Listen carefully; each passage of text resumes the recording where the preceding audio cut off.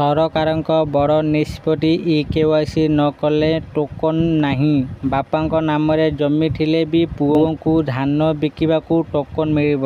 ଗତ ବର୍ଷକ ମଧ୍ୟରେ ହୋଇଥିବା ଧାନ କିଣାରେ ବହୁ ନକଲି ଚାଷୀ ପଞ୍ଜୀକରଣ କରି ଟୋକନ ପାଇଛନ୍ତି ଏବଂ ରାଜ୍ୟ ସରକାରଙ୍କ ବର୍ଦ୍ଧିତ ଏମ୍ଏସ୍ପିର ଫାଇଦା ନେଇଛନ୍ତି। ତେଣୁ ପ୍ରକୃତ ଚାଷୀ ଯେପରି ଟୋକନ ପାଇବେ ଏବଂ ମଣ୍ଡିରେ ଧାନ ବିକି ଉଚିତ ମୂଲ୍ୟ ପାଇବେ ସେଥିପାଇଁ ସମସ୍ତ ଚାଷୀଙ୍କର ଇକେୱାଇସି କରାଯାଉଛି।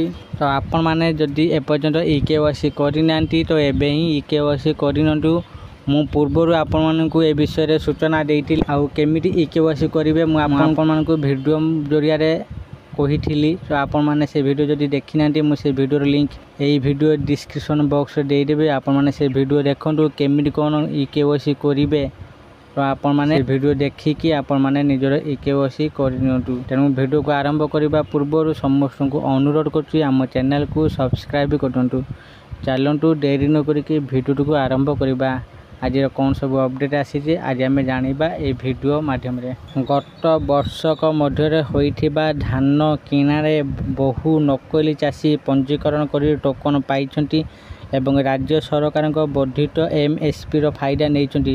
ତେଣୁ ପ୍ରକୃତ ଚାଷୀ ଯେପରିକି ଟୋକନ ପାଇବେ ଏବଂ ମଣ୍ଡିରେ ଧାନ ବିକି ଉଚିତ ମୂଲ୍ୟ ପାଇବେ ସେଥିପାଇଁ ସମସ୍ତ ଚାଷୀଙ୍କର ଇକେୱାଇସି ବାଧ୍ୟତାମୂଳକ କରାଯାଇଛି।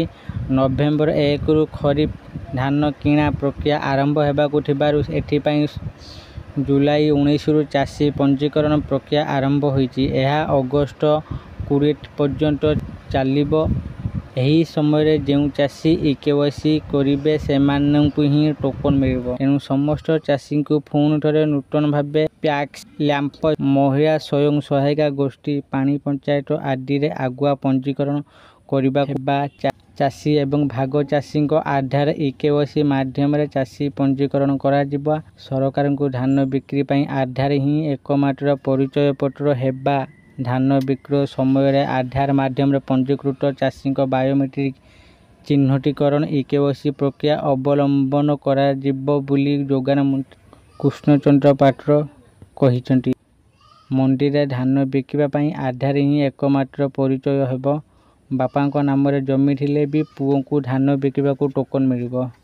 ମନ୍ତ୍ରୀ ଶ୍ରୀ ପାତ୍ର ଆହୁରି କହିଛନ୍ତି ଯେ ପୂର୍ବରୁ ଚାଲିଥିବା ବ୍ୟବସ୍ଥାରେ ବହୁ ନକଲି ଚାଷୀ ଉପକୃତ ହେଉଥିବା ଜଣାପଡ଼ିବା ପରେ ଏହି ପଦକ୍ଷେପ ନିଆଯାଇଛି। ସୋସାଇଟିରେ ପଞ୍ଜୀକରଣ ସମୟରେ ଚାଷୀମାନେ ନିଜର ଆଧାର କାର୍ଡ ଏବଂ ଏହା ସହ ଲିଙ୍କ ଥିବା ବ୍ୟାଙ୍କ ଆକାଉଣ୍ଟ ନମ୍ବର ଦିଅନ୍ତୁ। ଏହାଦ୍ୱାରା ସେମାନଙ୍କ ଆକାଉଣ୍ଟକୁ ସରକାର ଧାର୍ଯ୍ୟ କରିଥିବା କୁଇଣ୍ଟାଲ ପିଛା 3100 ଟଙ୍କା ହିସାବରେ ଟଙ୍କା ପଠାଯାଇପାରିବ। ଏହା ସହ ମନ୍ତ୍ରୀ କହିଛନ୍ତି ଯେ ଧାନ କିଣା ସମୟରେ ବାପାଙ୍କ ନାମରେ ଜମି ଥିଲେ ପୁଅମାନେ ଟୋକନ ପାଉନଥିଲେ। ଏନେଇ ସାରା ରାଜ୍ୟରୁ ଅଭିଯୋଗ ଆସିବା ପରେ ନିଷ୍ପତ୍ତି ହୋଇଛି ଯେ ଯଦି କୌଣସି ଖାତାରେ ବାପାଙ୍କ ନାମ ଅଛି ଏବଂ ତାଙ୍କର ଏକାଧିକ ପୁଅ ଅଛନ୍ତି ତେବେ ଯେଉଁ ପୁଅକୁ ଟୋକନ ମିଳିବ ତାଙ୍କୁ ଅନ୍ୟମାନଙ୍କ ଠାରୁ ସେମାନଙ୍କର କିଛି ଅସୁବିଧା ନାହିଁ ବୋଲି ଲିଖିତ ଭାବେ ସୋସାଇଟି କାର୍ଯ୍ୟାଳୟରେ ଦେବାକୁ ପଡ଼ିବ। ଯଦି ଗୋଟିଏ ଜମିରେ ଏକାଧିକ ଭାଇ ଚାଷ କରୁଥିବେ ତେବେ ସେହି ଅନୁଯାୟୀ ଟୋକନ ଆବଣ୍ଟନ ହେବା। ତେଣୁ ଏବେ ବାପାଙ୍କ ନାଁରେ ଜମିପଟା ଥିଲେ ବି ପୁଅମାନେ ଧାନ ବିକିବାକୁ ଟୋକନ ପାଇପାରିବେ ବୋଲି ମନ୍ତ୍ରୀ କହିଛନ୍ତି। ଭାଗ ଚାଷୀମାନଙ୍କ ପାଇଁ ଜମି ମାଲିକଙ୍କ ସହମତି ପତ୍ର ଏବଂ ମୂଳ କିମ୍ବା ଯୁଗ୍ମ ପଟ୍ଟା କ୍ଷେତ୍ରରେ ଖାତାଦାରଙ୍କ ସହମତି ପତ୍ରକୁ ଫି ପାସରେ ଅପଲୋଡ କରିବାକୁ ହେବ। ପଞ୍ଜୀକୃତ ଚାଷୀଙ୍କୁ ଚାଷୀ ପଞ୍ଜୀକରଣର ସ୍ଲିପ୍ ପ୍ରଦାନ କରାଯିବାର ବ୍ୟବସ୍ଥା କରାଯାଇଛି। ଯଦି ଆପଣମାନେ ବି ଏପର୍ଯ୍ୟନ୍ତ ଇକେୱାଇସି କରିନାହାନ୍ତି ତ ଏବେ ହିଁ ଶୀଘ୍ର ଆପଣମାନେ ନିଜର ଇକେୱାଇସି କରିନିଅନ୍ତୁ। ନହେଲେ ଆପଣମାନଙ୍କୁ ଟୋକନ ମିଳିବ ନାହିଁ। ଆପଣମାନେ ଏହାର ଫାଇଦା ପାଇପାରିବେ ନାହିଁ। ଆଶା କରୁଛି ଆପଣମାନଙ୍କୁ ଏହି ଭିଡ଼ିଓଟି ନିଶ୍ଚିତ ଭାବରେ ଭଲ ଲାଗିଥାଏ। ଯଦି ଆପଣମାନଙ୍କୁ ଏହି ଭିଡ଼ିଓଟି ଭଲ ଲାଗିଥାଏ ଦୟାକରି ଏହି ଭିଡ଼ିଓକୁ ଲାଇକ୍, ସେୟାର ଓ କମେଣ୍ଟ କରନ୍ତୁ। ଆଉ ଯେଉଁମାନେ ଆମ ଚ୍ୟାନେଲକୁ ସବସ୍କ୍ରାଇବ୍ କରିନାହାନ୍ତି ଏବେ ହିଁ ଆମ ଚ୍ୟାନେଲକୁ ସବସ୍କ୍ରାଇବ୍ କରନ୍ତୁ। ଆଜି ପାଇଁ ଏତିକି, ପୁଣି ଦେଖା ହେବ ଆଉ ଏକ ଭିଡ଼ିଓରେ। ରହିଲି ସମସ୍ତଙ୍କୁ ମୋର ନମସ୍କାର, ଧନ୍ୟବାଦ।